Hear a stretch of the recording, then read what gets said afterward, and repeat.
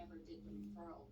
So there is a hearing that is coming up, Your Honor, in April on mother's request for order for custody and visitation. We ask that this matter be continued to that date, and so that the parties can be referred to FCS. Your Honor, the problem is my client has had no visitation with the children, even though the court denied my request for order.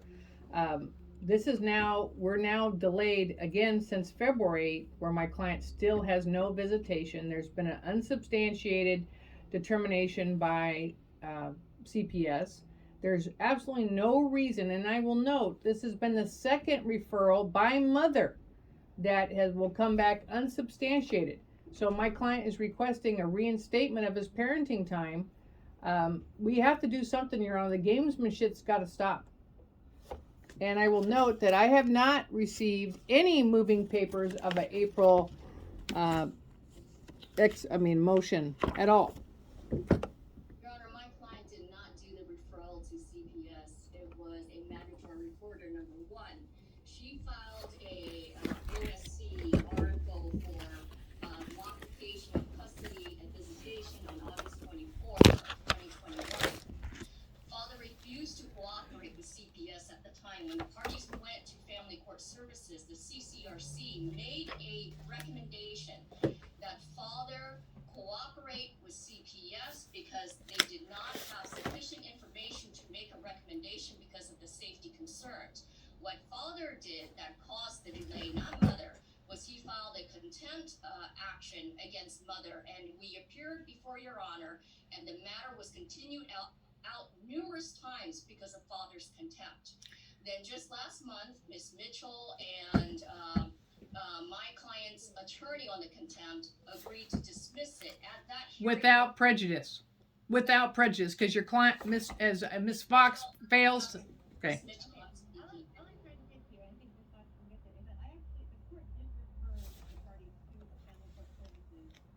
That's correct, Judge.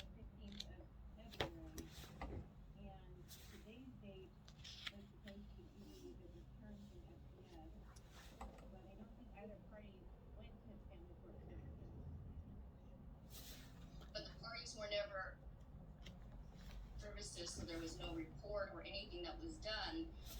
We have a hearing next month, and so I ask that this matter be continued to that date so that Family Court Services can conduct a mediation and provide a recommendation to the court. Your Honor, my client.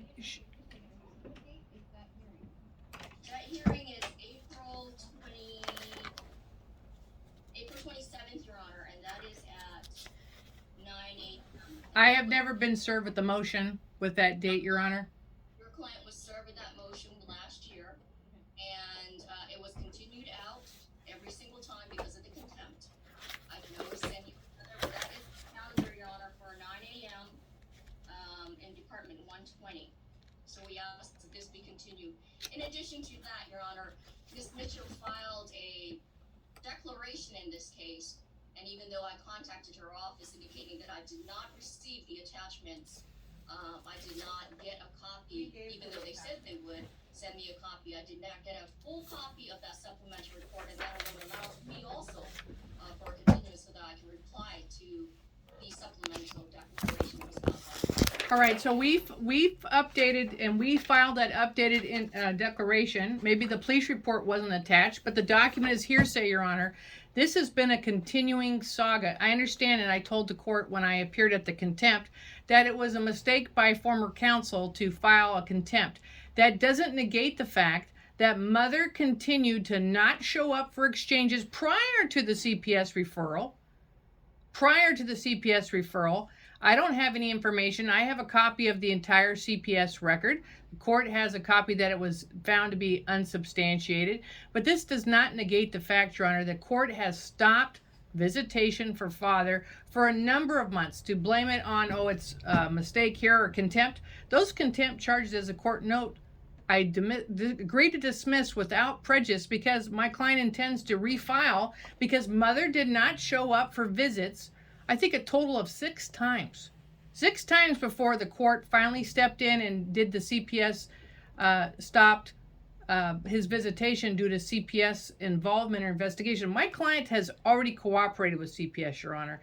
The ironic part, if I may, Your Honor, January 6th, mother was provided the findings from CPS. My client had to call the gatekeeper numerous times. When I filed that ex parte, it was the next day after we got the report from the gatekeeper that it had been released to mother in January, but not released to father until February. So, I would ask at the court, because my client has had no visits since August. None.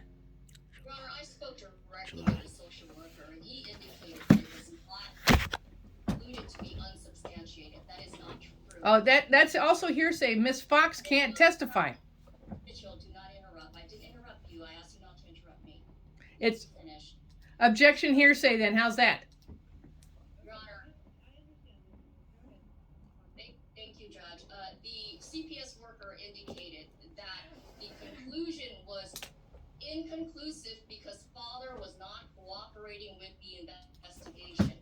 Family Court Services, CCRC, in the last referral indicated the father was ordered to cooperate so that Like I they said, could they do make some back sort work of behind and recommendation stuff. So regarding custody and visitation. My client stopped visitation because CPS indicated that there were safety concerns for the children, and therefore she should stop and file a motion, which we did. We filed the motion for changing custody and visitation, and we were referred to that, but that was delayed solely because father filed a contempt action. So we are requesting that the parties go back to Family Court Services so a determination can be made as to the safety concerns regarding the children, and if there aren't any, then to allow some sort of visitation. But at this time, we've had zero cooperation between father and CPS, and that is why no recommendation was made in August when the parties returned from FCS. There is a mediation report that indicates that on page, it is on That's page, it. on page 3, under outcome, and then the recommendation was father is to contact CPS, which he refused to do. So they closed it as insufficient information because father wouldn't cooperate, not that it was unsubstantiated.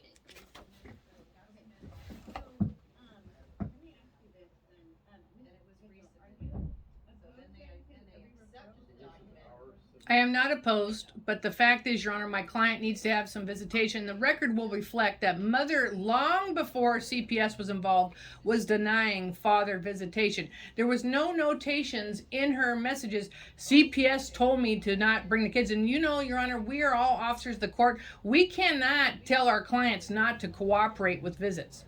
We have to seek court intervention immediately if that is the case. And CPS generally writes a letter so it can be attached. And my client also objects that he indicates that he did cooperate, reached out to the CPS social worker numerous times, and he works. So, if the CPS worker came out to his home during the time he's working, of course he's not there. But to say that he blatantly refused to cooperate, not true.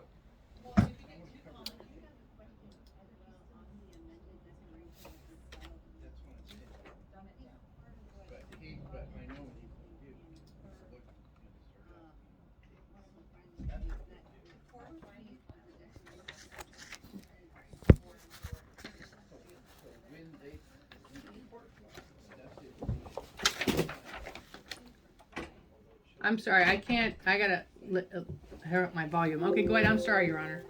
I think our audio system in the courtroom has changed, and I apologize if the volume is low. I don't know what happened. We'll try to figure that out. Okay, so what I have as page 2 starts with replies, and then there's A, B, C, and D. Mm-hmm. Is that intended to be page 2 of the declaration? Yes. Oh, okay, I just wanted to make sure that was what was supposed to be page 2. Yep. Okay. And I did attach the police reports that show that mother did not show up numerous times to exchanges. He's had law enforcement come out numerous times. This was prior to CPS telling mother to file a motion saying there's safety issues. There are no safety issues at my client's house, Your Honor. That's not true, Your Honor. Okay. All right. So,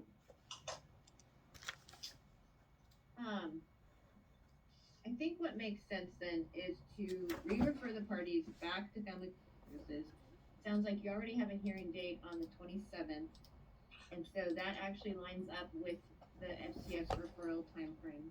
Both your clients will need to contact Family Court Services within the next 24 hours to make the appointment. I don't think at this point that I have enough information to go ahead and make any additional orders. So, I will do the re-referral and then we'll see you back on the 27th. All right. Thank you. All right, thank you. I thought she's lazy. Hmm? Lazy. Oh, the judge? Mhm. She was so happy when you when you did the contempt and you said that you didn't want to do it anymore. She was like incredibly happy. Like, cool, no, I don't have to do this now. I don't know, man. Today we were referred to FCS for mediation. My client is Brian Ricks. Cell phone number? 279-203. Hold on, 279 Okay, I'm recalling the voice matter. 273 1091. 091. Email. Use Brian. Yeah, Brainy Rick. Morning, Dr. Brainy. Benjamin Lopatin for respondent Tyler Boyce. X And at Candace Gmail. Geddes for Mishka hold on, at Israel. Gmail. Yes. Now it's super loud, right? Yeah.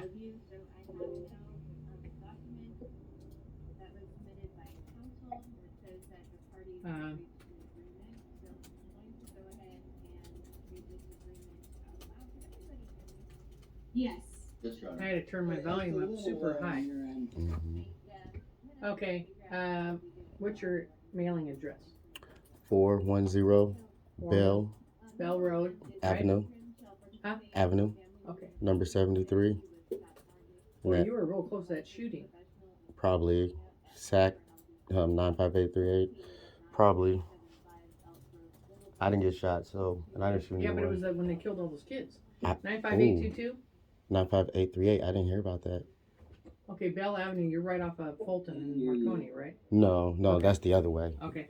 There was a homicide. Oh. 3 children were killed and they're monitored during a supervised visit 3 weeks ago. Oh, I think I did hear about Yeah. that. Travel with the children Okay. to California. So I'm only going to charge you 20 minutes for the hearing, okay? 'Cause Okay.